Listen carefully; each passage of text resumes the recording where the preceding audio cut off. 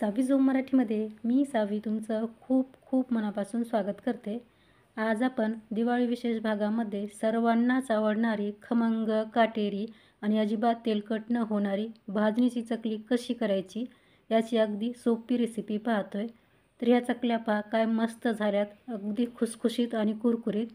या चकल्या बनवताना यामध्ये मी साबुदाणा, पोहे काहीही न वापरता या चकल्या पहा काय मस्त खुसखुशीत आणि कुरकुरीत झाल्यात. ही जी मी रेसिपी तुम्हाला दाखवते ती आमची पारंपरिक रेसिपी आहे. या पद्धतीने तुम्ही जर चकल्या बनवल्या तर भाजणीच्या चकल्या तुमच्या 100% परफेक्टच बनतील, ही माझी गॅरंटी आहे. चला तर मग आता वेळ न घालवता पटकन रेसिपीला सुरुवात करूयात. पण त्याआधी नेहमीप्रमाणे एक छोटीशी रिक्वेस्ट आहे. रेसिपी तुम्हाला कुठल्याही क्षणी थोडी जरी आवडली तर रेसिपीला लाईक आणि चॅनलला सबस्क्राईब करायला अजिबात विसरू नका. सुरुवातीला आपण चकली भाजणीसाठी काय साहित्य घेतले ते पाहूयात. तर इथे या बाउलमध्ये मी 2 वाटी तांदूळ चाळून आणि स्वच्छ निवडून घेतलेत. तर ज्या वाटीने मी हे तांदूळ किंवा सर्व साहित्य मोजले ती वाटीसुद्धा तुम्हाला दाखवते. प्रत्येक साहित्य आपल्याला मोजून घ्यायचं आहे म्हणजे आपली भाजणी परफेक्ट बनते, चुकत नाही. तर अशा प्रकारची वाटी होती. मी या वाटीने सर्व साहित्य मोजून घेतले आणि त्याचंच प्रमाण मी तुम्हाला इथे दाखवते. तुम्हीसुद्धा असंच एखादं भांडं, ग्लास, वाटी निवडून त्यानेच सर्व साहित्य मोजून घ्यायचं आहे. आता इथे मी पहा 2 वाटी तांदूळ घेतलेत. तांदळाचं वजनी प्रमाण सांगायचं झालं तर हे अर्धा किलो म्हणजे 500 ग्राम इतके तांदूळ आहेत आणि वाटीने मोजले तर 2 वाटी तांदूळ आहेत. तर आज इथे मी चकली भाजणीसाठी जे काही साहित्य वापरले ते फक्त कॉटनच्या ओल्या कपड्याने पुसून घेतले आणि फॅनखाली नंतर चांगलं वाळून घेतले. तर तुम्हाला पहा इथे सर्व साहित्य धुवून घ्यायचं असेल तर तुम्हाला धुवूनसुद्धा घेता येऊ शकतं. धुतल्यानंतर प्रत्येक साहित्य तुम्हाला चांगलं वाळून घ्यायचं आहे आणि मग त्याचा भाजणीसाठी वापर करायचा आहे. तर आज इथे चकलीसाठी मी पहा राशनचा तांदूळ वापरला आहे. पण प्रत्येकाच्याच घरी राशनचा तांदूळ नसतो. त्यासाठी तुम्ही इथे कुठलाही जाड आणि जुना तांदूळ या चकली भाजणीसाठी वापरू शकता, म्हणजे तुमची चकली परफेक्ट बनते. नवीन तांदूळ आपल्याला चकली भाजणीसाठी वापरायचा नाही, कारण तो चिकट असतो. चिकट तांदूळ तुम्ही जर चकलीसाठी वापरला तर चकली तुमची बिघडण्याची जास्त शक्यता आहे. त्यासाठी जुना आणि जाड तांदूळ तुम्हाला इथे वापरायचा आहे. आता 2 वाटी तांदळासाठी इथे मी 1 वाटी हरभऱ्याची डाळ घेतली, म्हणजे चणा डाळ घेतली आहे. जेवढा आपण तांदूळ घेऊ त्यापेक्षा आपल्याला अर्धी चणा डाळ घ्यायची. हे अगदी परफेक्ट प्रमाण आहे, लक्षात ठेवायचं आहे. तर डाळ देखील मी फक्त पुसून घेतली आहे आणि चांगली वाळवून घेतली आहे. तर अर्धा किलो तांदळासाठी पहा आपल्याला पाव किलो चण्याची डाळ वापरायची आहे. पाव किलो चण्याची डाळ असेल तर आपल्याला इथे 125 ग्राम मूग डाळ वापरायची आहे आणि वाटीने मोजली तर ही मूग डाळ अर्धी वाटी इतकी आहे. तर आज इथे मी तुम्हाला वाटीचं आणि वजनी हे दोन्ही प्रमाण सांगितलेलं आहे. जे प्रमाण तुम्हाला योग्य आणि सोपं वाटतंय त्या पद्धतीने तुम्ही ही चकली भाजणी करू शकता. वाटीने मोजू शकता किंवा वजनी देखील प्रमाण तुम्ही मोजू शकता. आता जेवढी आपण मूग डाळ घेतली आहे त्यापेक्षा अर्धी आपल्याला इथे उडीद डाळ वापरायची आहे. अर्धी वाटी आपण मूग डाळ घेतली आहे त्यासाठी इथे आपल्याला पाव वाटी उडीद डाळ घ्यायची आहे. उडीद डाळीचं वजनी प्रमाण सांगायचं झालं तर ही 60 ते 65 ग्राम इतकी उडीद डाळ आहे. आता इथे या वाटीमध्ये मी पहा गहू घेतलेले आहेत. गहू देखील मी स्वच्छ चाळून निवडून घेतलेत. आपण इथे साबुदाणा किंवा पोहे वापरणार नाहीत, तर त्याऐवजी इथे गहू वापरायचे आहेत. या गव्हामुळे चकली आपली खूप सुंदर बनते. तुम्ही एकदा ट्राय करून पहा. गव्हामुळे चकलीचा तार जो आहे ते अगदी परफेक्ट बनतो, तुटत नाही. तर गहू देखील आपल्याला इथे प्रमाणातच वापरायचे आहेत, खूप जास्तही गहू वापरायचे नाही. ज्या वाटीने आपण सर्व साहित्य मोजून घेतले त्याच वाटीने आपल्याला अर्धी वाटी इथे गहू वापरायचे आहेत. हे अगदी परफेक्ट प्रमाण आहे. आता इथे मी 6 चमचे धने घेतलेत, पोहे खायच्या चमच्याने 6 चमचे आणि पोहे खायच्या चमच्यानेच इथे मी 3 चमचे जिरे घेतलेले आहेत. आता ही सर्व चकली भाजणी जी आहे अगदी परफेक्ट आहे. ती आता लगेच आपण भाजून घेऊयात.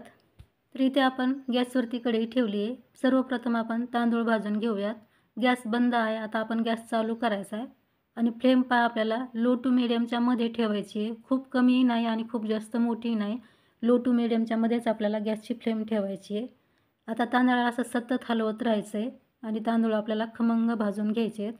तांदळाचा आपल्याला खूप जास्त रंग बदलू द्यायचा नाही, म्हणजे याला काळपट करायचं नाही. फक्त तांदूळ फुलून येतील आणि छान पांढरे शुभ्र होतील इतपतच आपल्याला हे तांदूळ भाजून घ्यायचे आहेत. तर इथे तुम्ही पाहू शकता अगदी काही वेळेतच आपले हे तांदूळ खमंग भाजले गेलेत. तांदूळ भाजल्यानंतर पहा मस्त फुलून येतात आणि आणखीन जास्त पांढरे शुभ्र दिसतात. अगदी परफेक्ट आपले तांदूळ इथे भाजले गेलेले आहेत. यापेक्षा जास्त तांदूळ भाजायचे नाहीत, नाहीतर चकलीची चव आहे ती थोडीशी करपट येऊ शकते. आता आपण गॅस बंद करून हे तांदूळ लगेच दुसऱ्या भांड्यात काढून घेऊयात. आता त्याच कढईमध्ये आपल्याला हरभऱ्याची डाळ भाजून घ्यायची आहे, म्हणजेच चणा डाळ भाजून घ्यायची आहे. आता परत गॅस चालू करायचा आहे आणि फ्लेम आपल्याला लो टू मिडियमच्या मध्येच ठेवायची आहे. आता डाळीला आपल्याला एकसारखं हलवत राहायचं आहे, जेणेकरून संपूर्ण डाळ जी आहे आपली सर्व बाजूने एकसारखी खमंग अशी भाजली जाईल. डाळ देखील आपल्याला खूप जास्त लाल रंग येईपर्यंत भाजायची नाही. डाळ आपली खमंग भाजली गेली पाहिजे आणि त्याचा खूप जास्त डार्क रंगही न आला पाहिजे, अशा प्रकारे आपल्याला डाळ भाजून घ्यायची आहे. तर तुम्ही पाहू शकता डाळ देखील आपली अगदी खमंग भाजली आहे. तर डाळीला पहा खूप जास्त आपल्याला काळपट रंग येऊ द्यायचा नाही, पण डाळ आपली खमंग आतपर्यंत भाजली गेली पाहिजे, अशा प्रकारे ही डाळ भाजून घ्यायची आहे. तर मी डाळ तुम्हाला जवळून दाखवते, पहा खूप जास्त याला काळपट असा रंग आला नाही, तरीसुद्धा डाळ आपली अगदी खमंग आतपर्यंत भाजली गेली आहे.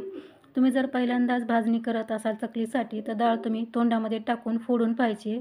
डाळ पटकन फुटली की समजायचं आपली डाळ खमंग भाजली आहे. आता ही डाळ आपण एका दुसऱ्या भांड्यामध्ये काढून घेऊयात. आता आपण भाजून घ्यायची आहे मुगाची डाळ. मुगाची डाळ भाजताना सुद्धा आपल्याला गॅस चालू करून गॅसची फ्लेम लो ठेवली तरी देखील चालणार आहे, कारण मुगाची डाळ भाजायला खूप जास्त वेळ लागत नाही. ती साईजमध्ये सुद्धा लहान असते, म्हणून पटकन भाजल्या जाते.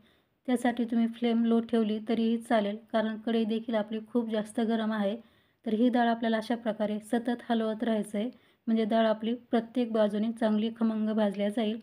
तर डाळसुद्धा आपल्याला खूप जास्त काळपट रंग येईपर्यंत भाजायची नाही. हलकासा आपला याचा रंग बदलेल इतपतच आपल्याला ही डाळ भाजून घ्यायची आहे. तर तुम्ही पाहू शकता मुगाची डाळ देखील आपली अगदी खमंग भाजली गेली आहे. याला हलकासा सोनेरी रंग आला आहे. खूप जास्त काळपट आपल्याला डाळ भाजायची नाही. आता डाळ आपण काढून घेऊयात. आता लगेच आपण उडदाची डाळ देखील भाजून घेऊयात. उडदाची डाळ भाजताना सुद्धा आपल्याला गॅस चालू करायचा आहे आणि गॅसची फ्लेम कमीच ठेवायची आहे. कमी गॅसवरती आपण ही डाळ भाजली तर ती आतपर्यंत खमंग भाजल्या जाते. फुल गॅस केला तर डाळ पटकन बाहेरून लाल होईल आणि आतमध्ये कच्ची राहील. त्यासाठी मूग डाळ आणि उडीद डाळ भाजताना गॅसची फ्लेम कमीच ठेवा आणि कमी गॅसवरतीच आपल्याला ह्या दोन्ही डाळी भाजून घ्यायच्या आहेत.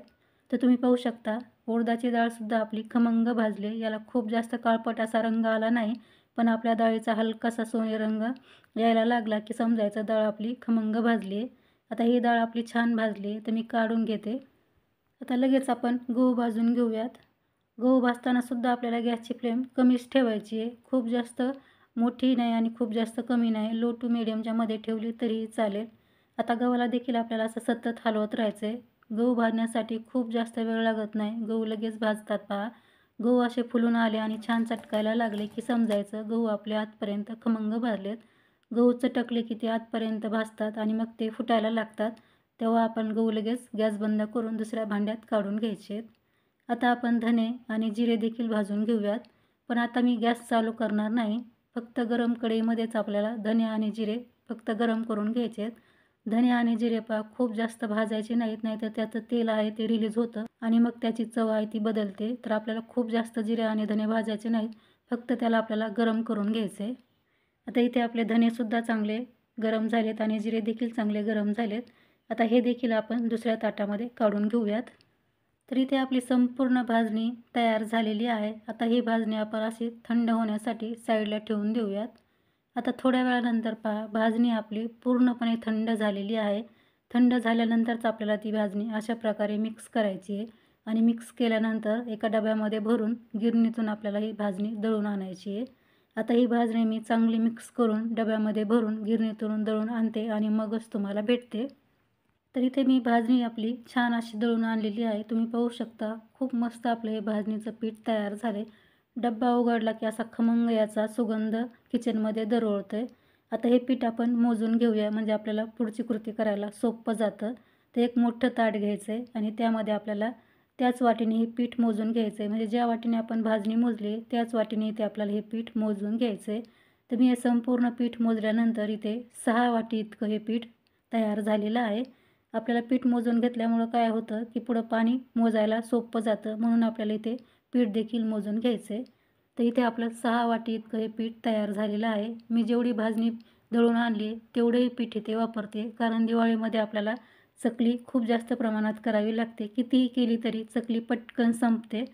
आता पहा आपल्याला गॅसवरती मोठी कढई ठेवायची आहे आणि त्यामध्ये आपल्याला जितकं पीठ होतं तितकंच पाणी घालायचं आहे. म्हणजे आपण 6 वाटी पीठ मोजून घेतले, त्यासाठी इथे आपल्याला 6 वाटीच पाणी मोजून घ्यायचं आहे. हे अगदी परफेक्ट प्रमाण आहे. आपल्याला जेवढं पीठ आहे तेवढंच पाणी वापरायचं आहे. तर इथे मी 6 वाटी पाणी यामध्ये घातलेलं आहे. आता लगेच आपण यामध्ये काही मसाले देखील ॲड करूयात. तर अर्धा चमचा यामध्ये आपल्याला हळद घालायची आहे. 2 चमचे आपल्याला यामध्ये लाल तिखट घालायचं आहे किंवा तिखट तुम्ही तुमच्या आवडीप्रमाणे कमी अधिकही करू शकता. आता 1 चमचा ओवा घालायचा आहे. आता 6 चमचे यामध्ये आपल्याला तीळ घालायचे आहेत. तर सर्व साहित्य आपण पोहे खायचा जो चमचा असतो त्यानेच मोजून घेतलेत. आता 2 चिमूट यामध्ये आपल्याला हिंग घालायचा आहे. आता चवीपुरतं मीठ घालायचं आहे. तर इथे मी 1.5 चमचा इतकं मीठ घातलं आहे. मीठ तुम्ही तुमच्या आवडीप्रमाणे किंवा चवीप्रमाणे कमी अधिकही करू शकता. आता यामध्ये आपल्याला तेल देखील घालायचं आहे. तर तेलसुद्धा आपल्याला पोहे खायचा जो चमचा असतो त्याने 6 चमचे इतकं तेल घालायचं आहे. तर लक्षात ठेवा, खूप जास्त तेलाचा आपल्याला इथे वापर करायचा नाही. या चकलीला तेलाचं मोहन खूप कमी लागतं भाजणीच्या चकलीला. त्यासाठी आपल्याला कमीत कमी तेल यामध्ये वापरायचं आहे. आता गॅस चालू करायचा आहे आणि याला छान अशी उकळी काढून घ्यायची आहे. तर तुम्ही पाहू शकता फुल गॅसवरती मी याला मस्त अशी उकळी काढून घेतली. अशी पाण्याला खळखळून उकळी यायला हवी. अशी मस्त उकळी आल्यानंतर लगेच आपल्याला गॅस बंद करायचा आहे आणि आपण जे पीठ भाजणीचं मोजून घेतलं होतं ते लगेच आपल्याला या पाण्यामध्ये घालायचं आहे. संपूर्ण पीठ मी 6 वाटी यामध्ये घालून घेतलं आहे. तर तुम्ही पाहू शकता हे पीठ आता आपल्याला छान असं मिक्स करून घ्यायचं आहे. पाण्याला उकळी आली की लगेच आपण गॅस बंद केलेला आहे. गॅस लो ठेवायची सुद्धा आपल्याला गरज नाही. बंद गॅसवरतीच आपल्याला हे पीठ या पाण्यामध्ये चांगलं मिक्स करून घ्यायचं आहे. सुरुवातीलाच मी सांगितल्याप्रमाणे आपल्याला इथे मोठ्या भांड्याचा वापर करायचा आहे, म्हणजे पीठ आपल्याला छान असं मिक्स करून घेता येतं. तर इथे तुम्ही पाहू शकता पीठ मी या पाण्यामध्ये अगदी छान मिक्स करून घेतलं आहे. कुठेही पीठ आपलं असं मोकळं राहिलं नाही. छान पाण्यामध्ये पीठ आपलं मिक्स झालेलं आहे. अशाच प्रकारे तुम्हाला देखील हे पीठ चांगलं मिक्स करून घ्यायचं आहे. आता पीठ आपलं चांगलं मिक्स झाल्यानंतर उलटण्याचं पीठ आहे ते आपल्याला काढून घ्यायचं आहे. कारण आता पीठ आपल्याला वाफ येण्यासाठी झाकून ठेवायचं आहे. आता लगेच आपण या पिठावरती एक मोठं ताट झाकून ठेवायचं आहे आणि गॅसची फ्लेम आपल्याला बंदच ठेवायची आहे. बंद गॅसवरतीच आपल्याला याला 10 ते 15 मिनिटे वाफ काढून घ्यायची आहे. 15 मिनिटानंतर पहा पीठ मी या ताटामध्ये काढून घेतले. अशा प्रकारे आपल्याला मोठ्या ताटामध्ये हे पीठ काढून घ्यायचं आहे, म्हणजे याला आपल्याला व्यवस्थित फोडून घेता येतं आणि मळता येतं. हे पीठ पहा तुम्हाला चांगलं फोडून घेण्यासाठी इथे स्मॅशरचा सुद्धा वापर करू शकता. मॅशरने हे पीठ जे आहे ते छान एकजीव होतं आणि याच्या गाठी असतील त्या देखील फुटतात. मी इथे चमच्यानेच हे पीठ फोडून घेते. आता आपण संपूर्ण पीठ छान फोडून घेतलं आहे. आता याला आपण लगेच मळून घेऊयात. पीठ पहा आतासुद्धा खूप गरम आहे. पीठ थोडंसं नॉर्मल व्हायची वाट पाहायची आणि मगच याला मळून घ्यायचं आहे. म्हणजे खूपही थंड होऊ द्यायचं नाही. पहा थोडंसं कोमट असतानाच आपल्याला याला मळायचं आहे. खूप जास्त थंड झाल्यावरती याला चांगलं मळता येत नाही, म्हणून शक्यतो गरम असतानाच आपल्याला याला व्यवस्थित असं मळून घ्यायचं आहे. तर तुम्ही इथे पाहू शकता पीठ मी अगदी छान मळून घेतलं आहे. हे पीठ मळताना पहा मला खूप जास्त पाणी असं लागलं नाही. थोडासा पाण्याचा हात घेऊन मी याला मळून घेतलं आहे. तुम्हाला पाणी लागत असेल तर तुम्ही पीठ मळताना पाणी इथे वापरू शकता. पहा अशा प्रकारचं आपल्याला पीठ मळून घ्यायचं आहे. खूप जास्त घट्टही पीठ मळायचं नाही आणि खूप जास्त सैलही पीठ मळायचं नाही. पीठ खूप घट्ट मळलं तर चकली पाडताना ती मध्येच तुटते आणि खूप पातळ केलं तर पिठाला म्हणजे चकलीला काटे छान येत नाही. त्यासाठी पीठ आपल्याला अशा पद्धतीचं मळून घ्यायचं आहे. आता लगेच आपण चकली बनवायला सुरुवात करूयात. तर इथे मी सोऱ्या घेतला आहे आणि त्याला चकलीची प्लेट देखील लावून घेतली आहे. सोऱ्याला पहा आतमधून मी तेल लावत नाही. तुम्हाला हवं असेल तर तुम्ही सोऱ्याला आतमधून तेल लावून घेऊ शकता. आता यामध्ये आपल्याला असं थोडं थोडं पीठ भरून घ्यायचं आहे. पीठ भरल्यानंतर त्याला असं चांगलं प्रेस करायचं आहे. मध्ये गॅप ठेवायचा नाही. मध्ये जर तुम्ही गॅप ठेवला तर चकलीमध्येच पाडताना तुटते. त्यासाठी अशा प्रकारे आपल्याला दाबून सोऱ्यामध्ये पीठ भरून घ्यायचं आहे. आता पीठ यामध्ये आपण चांगलं भरून घेतलं आहे. आता लगेच सोऱ्या बंद करायचा आणि चकली बनवायला सुरुवात करायची आहे. तर चकली बनवण्यासाठी पहा इथे मी ताट घेतलं आहे. त्यामध्ये आपण अशा प्रकारे चकली बनवून घ्यायची आहे. तर तुम्ही पाहू शकता पीठ आपलं खूप छान झालेलं आहे. चकलीची तार आहे ती आपण कितीही लांब ओढली तरीसुद्धा तुटत नाही. छान अशी चकली बनते. मी इथे चकली पाडण्यासाठी पहा ताट घेतलेलं आहे. तुम्ही ही चकली बटर पेपरवरती पाडू शकता, पॉलिथिन शीटवरती पाडू शकता किंवा छोट्या छोट्या प्लेटमध्ये सुद्धा तुम्ही या चकल्या बनवून घेऊ शकता. म्हणजे त्या टाकायला सोपं जातं तुम्हाला तळताना. तर पहा खूप मस्त आपल्या चकल्या तयार झाल्या. छान काटेरी आणि एकदम गोल गरगरीत. तुम्ही चकल्या तुमच्या आवडीप्रमाणे लहान मोठ्या बनवू शकता. ज्या साईजमध्ये तुम्हाला चकली हवी आहे त्या साईजच्या तुम्ही चकल्या बनवल्या तरीही चालतील. चकल्या बनवताना सुरुवातीला आपल्याला खूप जास्त चकल्या एकदम बनवून ठेवायच्या नाही. 6 ते 7 चकल्या आपल्याला बनवायच्या आहेत आणि त्या लगेच तळून घ्यायच्या आहेत. एकदम चकल्या बनवून ठेवल्या तर त्या तळताना तुटू शकतात. त्यासाठी आपल्याला 5-6 किंवा 6-7 चकल्या बनवायच्या आणि त्या लगेच तळून घ्यायच्या आहेत. तर मैत्रिणींनो, तुम्हाला माझी आजची रेसिपी कशी वाटली हे मला कमेंट्समध्ये नक्की सांगा. रेसिपी तुम्हाला आवडत असेल तर रेसिपीला लाईक, शेअर करा. चॅनलवरती नवीन असाल तर प्लीज आपल्या सावी झोम मराठीला सबस्क्राईब करून समोरील बेल आयकॉनला क्लिक करायला अजिबात विसरू नका. कारण जेव्हा कधी मी नवीन रेसिपी अपलोड करेन त्याचं नोटिफिकेशन तुम्हाला सर्वात अगोदर मिळेल. आणि हो, तुम्हाला आणखी दिवाळी रेसिपीजमध्ये आपल्या चॅनलवरती कुठली रेसिपी पाहायला आवडेल हे सुद्धा मला कमेंट्समध्ये सांगत जा. म्हणजे लवकरात लवकर मी ती रेसिपी तुमच्यासोबत शेअर करण्याचा नक्की प्रयत्न करेल. तर इथे तुम्ही पाहू शकता काही चकल्या मी बनवून घेतल्यात. आता आपण ह्या चकल्या लगेच तळून घेऊयात.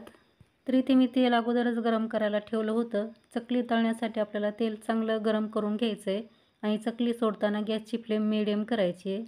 चकली कढईमध्ये सोडताना प्रत्येक चकलीमध्ये आपल्याला 10 ते 15 सेकंदाचा गॅप ठेवायचा आहे. म्हणजे तेलाचं टेम्परेचर आहे ते पटकन कमी होत नाही.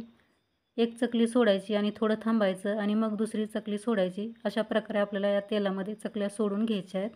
आता या चकल्या आपल्याला मिडियम गॅसवरती अशाच तळू द्यायच्या आहेत. आता चकल्या थोड्याशा तळ्यात आणि तेलाचे बबल्स जे आहेत म्हणजे बुडबुडे आहेत ते कमी झालेत आणि चकली आपल्याला अशी छान कडक लागते. चकली कडक झाल्यानंतरच आपल्याला अशा प्रकारे पलटून घ्यायची आहे. चकली जर लूज असेल तर ती पलटताना तुटू शकते. त्यासाठी थोडीशी कडक होऊ द्यायची आणि मगच पलटी करून ही चकली अशा प्रकारे तळू द्यायची आहे. चकलीला खूप जास्त आलटपलट करायचं नाही. फक्त 1 ते 2 वेळेसच आपल्याला चकली आलटपलट करून घ्यायची आहे. सतत त्याला आपण आलटपलट केलं तर चकलीचे जे काटे आहेत ते तेलामध्ये गळून पडतात. तर इथे तुम्ही पाहू शकता चकली आपली अगदी खमंग तळली गेली आहे. तेलातले बबल्स आहेत ते पूर्ण थांबलेले आहेत. तेव्हा समजायचं की चकली आपली आतपर्यंत खमंग तळली आहे.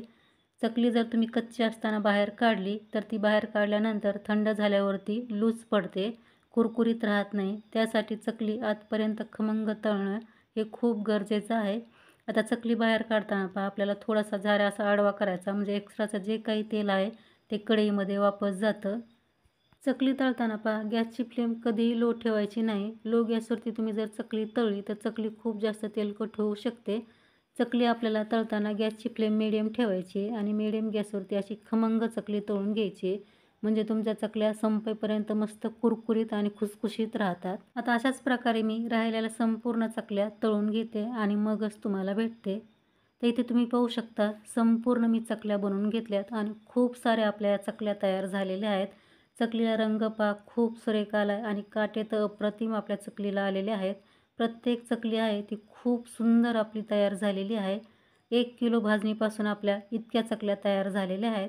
जे आपण सुरुवातीला भाजणी बनवली होती तिचं प्रमाण 1 किलोचं होतं आणि तुम्ही पाहू शकता चकल्या तर अप्रतिम 1 नंबर झालेल्या आहेत. आणि या पद्धतीने जर तुम्ही चकल्या बनवल्या तर त्या चवीला सुद्धा कमाल लागतात. दुसरा शब्दच मी इथे वापरू शकत नाही. इतक्या खमंग या चकल्या तयार होतात. या चकलीची भाजणी करताना आपण यामध्ये पोहे किंवा साबुदाणा देखील वापरला नाही तरीसुद्धा चकल्या अगदी कुरकुरीत तयार झालेल्या आहेत. आणि या चकल्या तुम्ही हवाबंद डब्यामध्ये स्टोअर करून ठेवल्या तर संपेपर्यंत अशाच मस्त कुरकुरीत राहतात.